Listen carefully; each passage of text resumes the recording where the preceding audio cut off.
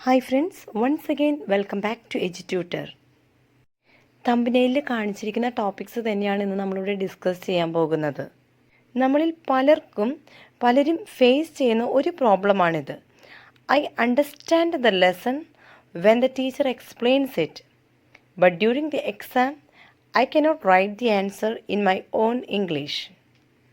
Teacher എനിക്ക് explain ചെയ്ത് തരുമ്പോൾ എനിക്കത് മനസ്സിലാകുന്നുണ്ട്, പക്ഷേ അതെനിക്ക് എൻ്റേതായ രീതിയിൽ എഴുതാനായിട്ട് പറ്റുന്നില്ല. അതിപ്പോൾ MA സ്റ്റുഡൻസിനെ സംബന്ധിച്ചിടത്തോളം നമ്മൾ ക്ലാസ്സുകൾക്കൊന്നും പോകുന്നില്ല, ജസ്റ്റ് നമ്മൾ ബുക്സ് റീഡ് ചെയ്യുകയാണ്, അല്ലെങ്കിൽ യൂട്യൂബിൻ്റെ കുറച്ച് വീഡിയോസ് നമ്മൾ കേൾക്കുകയാണ്.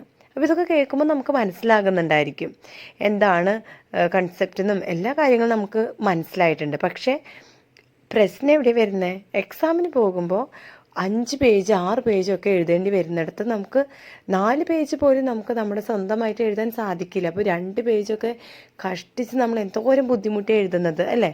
അപ്പോൾ ഈ ഒരു സിറ്റുവേഷൻ എങ്ങനെ മറികടക്കാം? How to write IGNOU MA English answers in your own English. No mugging up, step by step method. ഇത് MAക്കാർക്ക് മാത്രമല്ല കേട്ടോ, ഞാനത് MA എന്ന് എഴുതിയെന്നുള്ളൂ. MEG ഞാൻ ബേസായിട്ട് ചെയ്യുന്നത് കൊണ്ട്. പക്ഷേ ഇതെല്ലാ സ്റ്റുഡൻസിനും ബാധകമാണ്. ആർക്ക് വേണമെങ്കിലും ഇതെല്ലാവർക്കും യൂസ്ഫുള്ളാണ്. How to think and write your own answer. Step 1. Read the question carefully. Take an example. Discuss the symbolic elements in a portrait of the artist as a young man. Step 1 ഇത്രയേ ഉള്ളൂ. നമ്മൾ നമുക്ക് തന്നിട്ടുള്ള ആ ചോദ്യം നന്നായിട്ട് വായിക്കുക. Okay, നന്നായിട്ട് വായിക്കുക എന്ന് വെച്ച് കഴിഞ്ഞാൽ അത് റിപ്പീറ്റ് ചെയ്ത് നമ്മൾ ക്വസ്റ്റ്യൻ വായിച്ച് നോക്കണം. അപ്പോൾ അതിനൊരു എക്സാമ്പിളാണ് ഞാനിവിടെ കൊടുത്തിട്ടുള്ള ഒരു 2 ലൈൻസ്. അപ്പോൾ ഇതും ജസ്റ്റ് ഞാനൊരു എക്സാമ്പിളായിട്ട് കൊടുത്തിട്ടേ ഉള്ളൂ. നിങ്ങളുടെ ക്വസ്റ്റ്യൻ നിങ്ങൾ നന്നായിട്ട് വായിച്ച് നോക്കുക. Circle the important words. Discuss symbolic elements. A portrait of the artist as a young man. Okay, അപ്പോൾ ഇവിടെ എന്താണ് നിങ്ങൾക്ക് തന്നിട്ടുള്ള ക്വസ്റ്റ്യൻ ഉണ്ടല്ലോ, നിങ്ങൾ നന്നായിട്ട് വായിച്ച് നോക്കുക. അതിന് ശേഷം ഒരു പെൻസിൽ എടുത്തിട്ട് നിങ്ങൾ ഏതൊക്കെയാണ്, ഇപ്പോൾ ക്വസ്റ്റ്യൻ പേപ്പറിലൊന്നും നിങ്ങൾ ചെയ്യരുത് എന്നൊരു ഇൻസ്ട്രക്ഷനൊക്കെ നിങ്ങൾക്ക് തരുന്നുണ്ടായിരിക്കും എക്സാം ഹാളിൽ. അപ്പോൾ നിങ്ങൾ എന്ത് ചെയ്യണം? ഓക്കെ, നിങ്ങൾ ടെക്സ്റ്റ് ബുക്കിൽ ചെയ്യേണ്ട, നിങ്ങൾക്ക് വർക്ക് ഷീറ്റ് തന്നിട്ടില്ലേ? ഓൾറെഡി ഒരു ബുക്ക്ലെറ്റ് തരുന്നുണ്ടല്ലോ ആൻസർ ഷീറ്റായിട്ട്. അപ്പോൾ ഈ ആൻസർ ബുക്ക്ലെറ്റിൻ്റെ ഏറ്റവും അവസാന പേജ് വർക്ക് ഷീറ്റാണ്. ആ വർക്ക് ഷീറ്റിൽ നിങ്ങൾക്ക് ഈ പറയുന്ന ആ ക്വസ്റ്റ്യനിലെ ഈ പറയുന്ന ഇമ്പോർട്ടൻ്റ് ആയിട്ടുള്ള ഒരു ക്വസ്റ്റ്യനിൽ നിങ്ങൾക്ക് തോന്നുന്ന ആ വേർഡ്സുകളുണ്ടല്ലോ ഇമ്പോർട്ടൻ്റ് ആയിട്ടുള്ളത്, അത് മാത്രം ഒന്ന് കുറിച്ച് വയ്ക്കുക. Okay, now ask your self, which novel, what is A topic, what exactly is the examiner asking. എന്നിട്ട് ഈ വേർഡ്സുകൾ നിങ്ങൾക്ക് നോക്കുമ്പോൾ ഇത് നിങ്ങൾ പഠിക്കുന്ന സമയത്ത് ചെയ്യേണ്ട കാര്യങ്ങളാണ് കേട്ടോ. അപ്പോഴാണ് എക്സാമിൻ്റെ ആ സമയത്ത് നിങ്ങൾക്ക് പെട്ടെന്ന് ഗ്രാസ്പ് ചെയ്യാൻ പറ്റുന്നത്. അതിനെക്കുറിച്ച് ഞാൻ വിശദമായിട്ട് പറഞ്ഞു തരാം. നിങ്ങൾ കുറേ നേരം ഇരുന്ന് കുത്തിയിരുന്ന് പഠിക്കുകയൊന്നും വേണ്ട. സിമ്പിളായിട്ട് നിങ്ങൾക്ക് എക്സാം എഴുതാനുള്ള ട്രിക്സൊക്കെ ഞാൻ ഇപ്പോൾ പറഞ്ഞു തരാം. വീഡിയോ ഫുള്ളായിട്ട് കണ്ടാൽ മാത്രം മതി. ഓക്കെ, അപ്പം നിങ്ങൾ ഈ ക്വസ്റ്റ്യൻ എന്ത് ചെയ്യണം? ഫോക്കസ് ചെയ്തിട്ട് അതിൽ ഇമ്പോർട്ടൻ്റ് ആയിട്ടുള്ള വേർഡ്സുകളൊന്ന് അണ്ടർലൈൻ ചെയ്തു. അതിനുശേഷം ആ വേർഡ്സുകൾ നോക്കിക്കൊണ്ട് നിങ്ങൾക്ക് മനസ്സിലാക്കാൻ സാധിക്കണം ഏത് ടോപ്പിക്കിനെ കുറിച്ചിട്ടാണിത് പറയുന്നത്, ആരാണിത് എഴുതിയിട്ടുള്ളത്, ഈ എന്തിനെ കുറിച്ചിട്ടാണ് ഇതിൽ ഇപ്പോൾ പറഞ്ഞുകൊണ്ടിരിക്കുന്നത് എന്ന് ക്വസ്റ്റ്യനിൽ നിന്ന് നിങ്ങൾക്ക് നന്നായിട്ട് മനസ്സിലാക്കിയെടുക്കുക. ഇത് ഞാൻ പറയുമ്പോൾ നിങ്ങൾ ഒരിക്കലും വിചാരിക്കരുത് ആകെ 3 മണിക്കൂർ എക്സാമേ ഉള്ളൂ, 3 മണിക്കൂറിൽ 2 മണിക്കൂർ ഇങ്ങനെ ചിന്തിച്ചിരിക്കണോ എന്നുള്ളത്. No, it's not like that.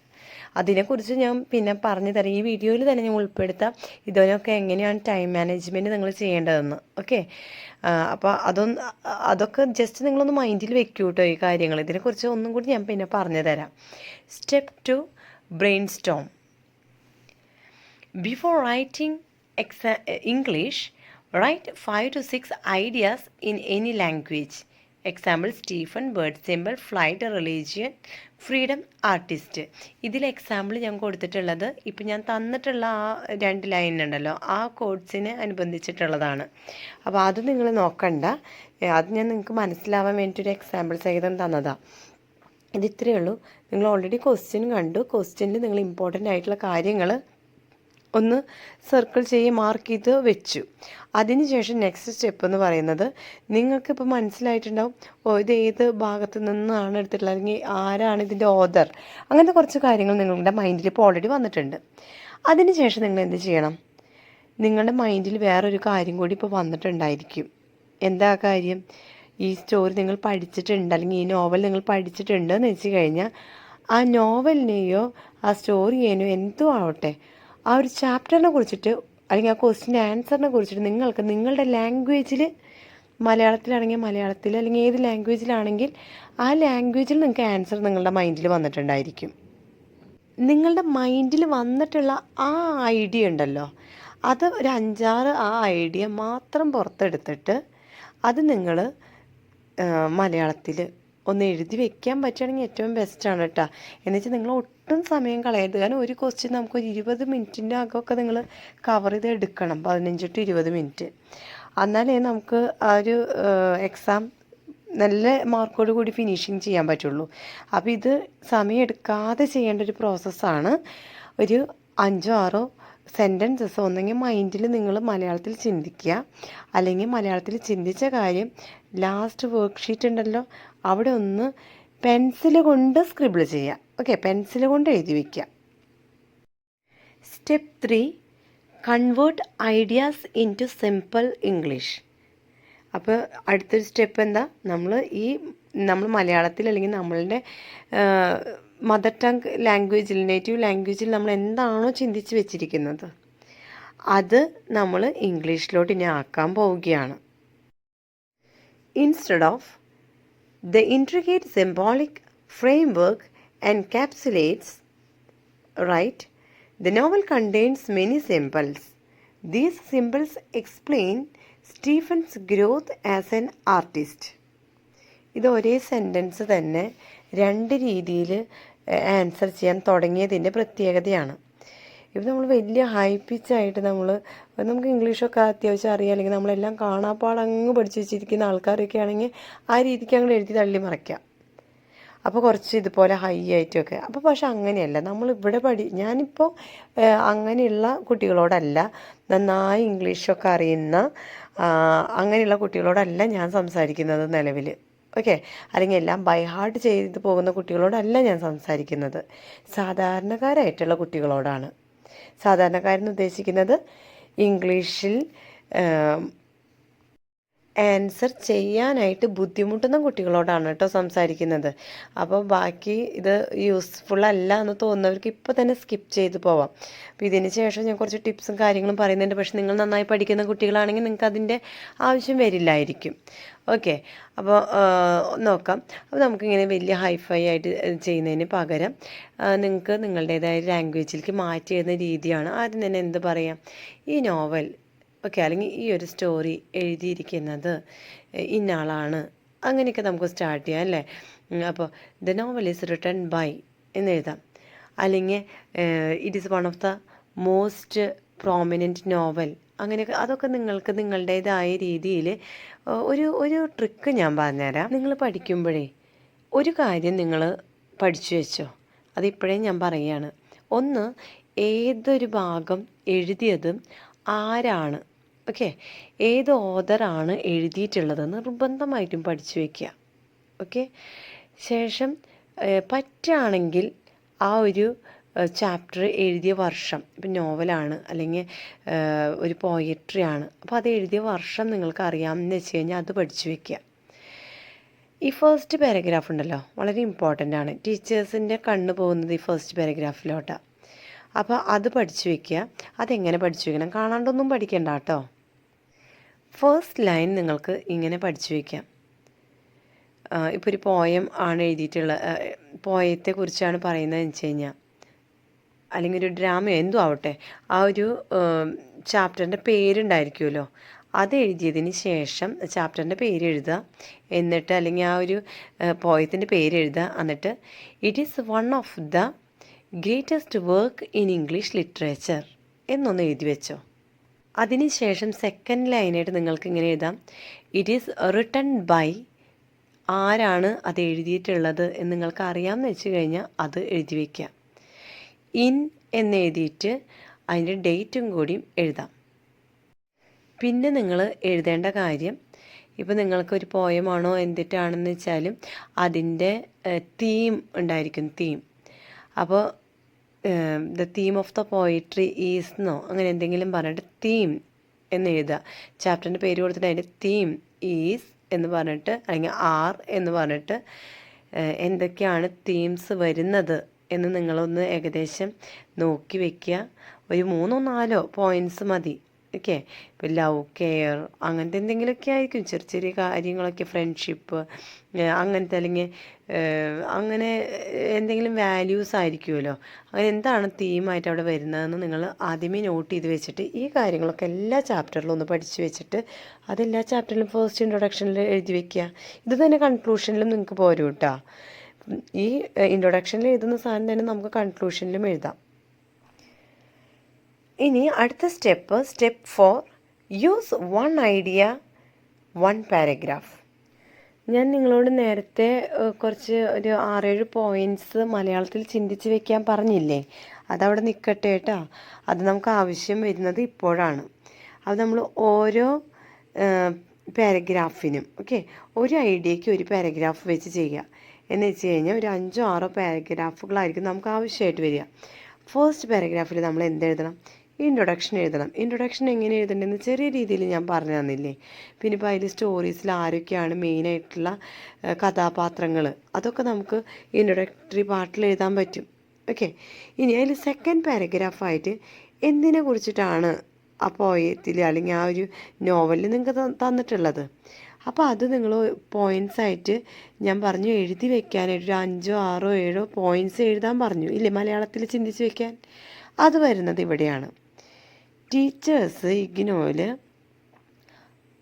90% അല്ലെങ്കിൽ 95% കാര്യമാണ് ഞാനീ പറയുന്നത്. ഒരിക്കലും ഉള്ള ബുക്ക്ലെറ്റ് 35-36 പേജുള്ള ഈ ബുക്ക്ലെറ്റ് മൊത്തമായിട്ട് അവർ വായിക്കാൻ പോകുന്നില്ല. ഓക്കെ, അപ്പം പിന്നെ എന്ത് ചെയ്യും? അവരെല്ലാം ഇരുന്ന് വായിക്കുമോ? നിങ്ങൾക്ക് തോന്നുന്നുണ്ടോ ഇത്ര അധികം ആൾക്കാരുടെ ഓരോ വരിയും അതിൻ്റെ സ്പെല്ലിങ് മിസ്റ്റേക്സും ഇതൊക്കെ അവരിങ്ങനെ നോട്ട് ചെയ്തിട്ടാണ് നിങ്ങൾക്ക് മാർക്ക് തരുന്നതെന്ന്? അതങ്ങനെയൊന്നുമല്ല. അതാണ് ഇവിടെ ഞാൻ നേരത്തെ പറഞ്ഞ ട്രിക്ക്. സിമ്പിളായിട്ട് നിങ്ങൾക്ക് മാർക്ക് നേടാൻ പറ്റും. എങ്ങനെയാണെന്നറിയോ? ഈ നിങ്ങൾ ചിന്തിച്ച് വെച്ചിട്ടുള്ള ഒരു 6-7 പോയിൻറ്റ്സ് ഇല്ലേ, ആ പോയിൻറ്റ്സ് നിങ്ങൾ പോയിൻറ്റ്സ് ആക്കി വെക്കണം, സബ് ഹെഡിങ്സ് ആക്കി വെക്കണം. ഓക്കെ, അത് മേജറായിട്ടുള്ള പോയിൻറ്റ്സുകളാണെങ്കിൽ സബ് ഹെഡിങ് ആക്കി നിങ്ങളത് ക്രിയേറ്റ് ചെയ്യണം. ഓക്കെ, സിമ്പിൾ ലാംഗ്വേജിൽ മതി. ഇപ്പോൾ ഞാൻ പറഞ്ഞത് വേർഡ് സിമ്പിൾ, അങ്ങനെ ഒരു വാക്കാണ് നിങ്ങൾക്ക് അറിയുന്നുള്ളൂ എന്ന് വെച്ച് കഴിഞ്ഞാൽ ആ ഒരു വാക്ക് വെച്ചിട്ട് എഴുതിയാൽ മതി. എന്നിട്ട് അതിൻ്റെ ഹെഡിങ് കൊടുക്കുക, സബ് ഹെഡിങ് ആയിട്ട് കൊടുക്കുക.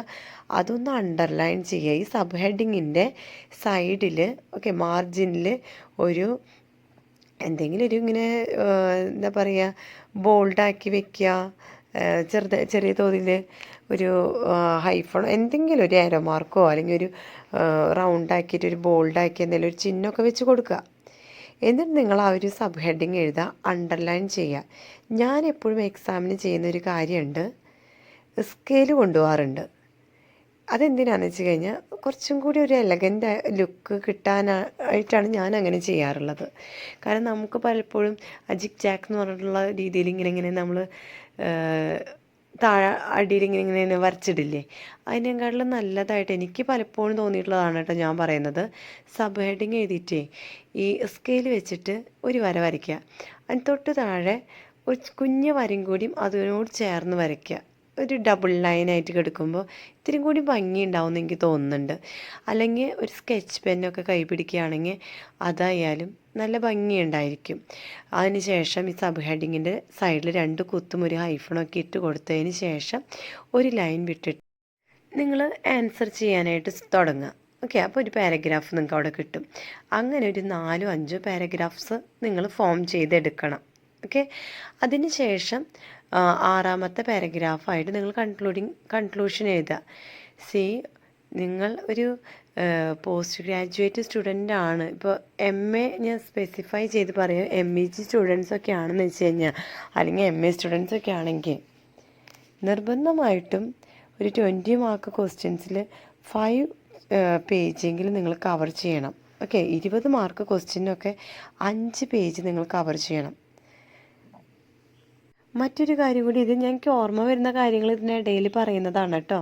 നിങ്ങൾക്ക് ബുക്ക്ലെറ്റ് കിട്ടിക്കഴിഞ്ഞാൽ എന്ത് ചെയ്യണം എന്നറിയോ? നിങ്ങൾ ആ ക്വസ്റ്റ്യൻ പേപ്പറിൽ നിങ്ങൾക്ക് അറിയാവുന്നത്, ചിലപ്പോൾ നിങ്ങൾക്കൊരു 3 ആയിരിക്കും അറിയുന്നുണ്ടായിരിക്കുക. അപ്പോൾ 3 ക്വസ്റ്റ്യൻസ് നിങ്ങൾ ടിക്ക് ചെയ്ത് വയ്ക്കുക. ഓക്കെ. ഈ ക്വസ്റ്റ്യൻസാണ് നിങ്ങൾ എഴുതാൻ പോകുന്നത്. അതിലേറ്റവും നന്നായിട്ട് എഴുതാൻ അറിയുന്ന ആ ക്വസ്റ്റ്യൻ നിങ്ങൾ സെലക്ട് ചെയ്യുക. കാരണം ഫസ്റ്റ് ഇംപ്രഷൻ അതൊരു ബെസ്റ്റ് ഇംപ്രഷൻ കൊടുക്കുമെന്നൊക്കെ നമ്മൾ കേട്ടിട്ടുണ്ടല്ലോ. ടീച്ചർമാർക്ക് കാണുമ്പോൾ തന്നെ ഈ കുട്ടിക്ക് എന്തെങ്കിലുമൊക്കെ അറിയാം എന്ന് തോന്നുന്നതായിരിക്കും ആ ആൻസർ. അപ്പോൾ അത് നിങ്ങൾ ഫസ്റ്റ് എഴുതുമ്പോൾ ബുക്കിലേക്ക് കിട്ടിയ വഴിക്ക് നിങ്ങൾ എന്താ ചെയ്യേണ്ടതെന്ന് വെച്ചാൽ 5 പേജ് ഉണ്ടല്ലോ, നിങ്ങൾ ബുക്കിലേറ്റിൽ ഇങ്ങനെ 1, 2, 3, 4, 5 അങ്ങനെ ഒരു പുറം രണ്ടാമത്തെ പുറം അങ്ങനെ വെച്ചിട്ട് 5 പേജ് ആകുമ്പോൾ അവിടെ ഒരു താഴെ ഒരു മാർക്ക് ചെയ്യുക. ഇത്രയാണ് നിങ്ങൾ ഒരു ക്വസ്റ്റ്യന് കവർ ചെയ്യേണ്ടത്. അവിടെ വരെ എത്തിക്കണം. ഓക്കെ. അത് നിങ്ങളുടെ കഴിവാണ്. അതിനാണ് ഞാൻ ഈ പറഞ്ഞ 5 പാരഗ്രാഫുകളൊക്കെ നിങ്ങൾക്ക് വേണം എന്നുള്ളത്. അപ്പോൾ നിങ്ങൾ എന്ത് ചെയ്യണം, പഠിക്കുന്ന സമയത്ത് വാരി വലിച്ച്, ഞാൻ ഈ എക്സാമിനൊക്കെ പോകുമ്പോൾ ചിലപ്പോഴല്ല പലപ്പോഴും കണ്ടിട്ടുണ്ട്, പെൺകുട്ടികളാണ് കേട്ടോ അതൊക്കെ കൂടുതലും ചെയ്യുന്നത്. ആൺപിള്ളേർ വേറെ എന്തെങ്കിലുമൊക്കെ കാര്യങ്ങൾ പറഞ്ഞിരിക്കുന്നതാണ് ഞാൻ ഓൾമോസ്റ്റ് കാണാറുള്ളത്. ഈ പെൺപിള്ളേർ എന്താ ചെയ്യുന്നറിയോ, കൂട്ടം കൂടി ഒരു 3, 4 പേര് ചിലപ്പോൾ ഇരിക്കും. എന്നിട്ട് അവർ പറയുന്നത് കേൾക്കാം, ഈ അവർ പഠിച്ച ഭാഗമുണ്ടല്ലോ, അവരിങ്ങനെ പറയും മറ്റുള്ള കുട്ടികളോട്. അതൊക്കെ പറയുന്നത് മലയാളത്തിലാണ്. ഓക്കെ. മലയാളത്തിലാണ് പറയുന്നത്. അപ്പോൾ അവർ ഇങ്ങനെ അതിൻ്റെ സ്റ്റോറി പറയുന്നുണ്ടായിരിക്കും. അപ്പോൾ അതിൽ ആരാടി അത് എഴുതിയത് ആരാ, പിന്നെ അപ്പോൾ അയ്യോ അത് പറയുമ്പോൾ മറ്റേ ആളുടെ പേരെന്തുറ്റ, അവൻ്റെ അമ്മയുടെ പേരെന്തുറ്റ, മോൻ്റെ പേരെന്തുറ്റ, അങ്ങനെ അങ്ങനെ അങ്ങനെ അങ്ങനെ ഒരു സ്റ്റോറിനെ കുറിച്ചിട്ടുണ്ടല്ലോ വളരെ ഡീറ്റെയിൽ ആയിട്ട് പഠിച്ചു വയ്ക്കുന്നുണ്ട്. പക്ഷെ ഇതൊന്നുമല്ല നമ്മുടെ ലിറ്ററേച്ചറിൽ ആവശ്യം. ഓക്കെ. നിങ്ങൾ അങ്ങനെ ഒരു സ്റ്റോറി ഡെവലപ്പ് ചെയ്തത് കൊണ്ട് നിങ്ങൾക്ക് ചിലപ്പോൾ ജയിക്കുമായിരിക്കും, പക്ഷെ ഉദ്ദേശിച്ച മാർക്ക് കിട്ടില്ല കേട്ടോ. നിങ്ങൾക്ക് ജയിക്കാൻ തന്നെ ഇതേ ആൻസർ തന്നെ നിങ്ങൾക്ക് വേറെ രീതിയിൽ എഴുതാമെന്നാണ് ഞാൻ ഈ പറയുന്നത്. ഓക്കെ. ഇപ്പം നിങ്ങൾക്ക് ആ സ്റ്റോറി അറിയാം, നിങ്ങൾ അതാണ് പോയി എഴുതാൻ പോകുന്നത്. ഇതേ സ്റ്റോറി നിങ്ങൾക്ക് ഡിഫറെൻറ്റ് മെത്തേഡിൽ എഴുതാം, മാർക്ക് കൂടുതൽ സ്കോർ ചെയ്യാൻ. എങ്ങനെ? ഒരു 6-7 സബ് ഹെഡിങ്സ് പഠിക്കുക. ആ സബ് ഹെഡിങ്സിൽ ആദ്യം എന്താ ഉണ്ടായത്, രണ്ടാമത് എന്താ ഉണ്ടായത്, മൂന്നാമത് എന്താ ഉണ്ടായത്, 3, 4 പാർട്ടായിട്ട് നിങ്ങൾ ചിത്രീകരിക്കുക. നിങ്ങൾക്ക് കുറച്ചും കൂടി മാർക്ക് കൂടുതൽ കിട്ടും. ഓക്കെ. അതുമാത്രമല്ല, ടീച്ചേഴ്സ് അതിൻ്റെ ഉള്ളിലൊന്നും നോക്കൂല, ആ സബ് ഹെഡിങ്സ് വായിച്ച് മാർക്ക് കിട്ടുള്ളൂ. ഓക്കെ.